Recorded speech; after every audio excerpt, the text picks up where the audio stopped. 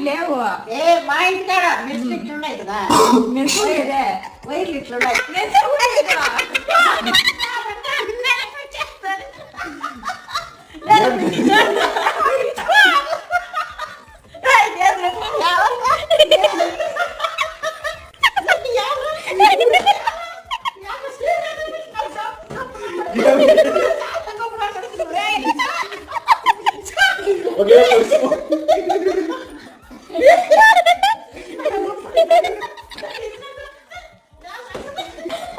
ಹಂಗ ಹಿಡ್ಕೊಕ್ಕ ಎಲ್ಲದನ್ನ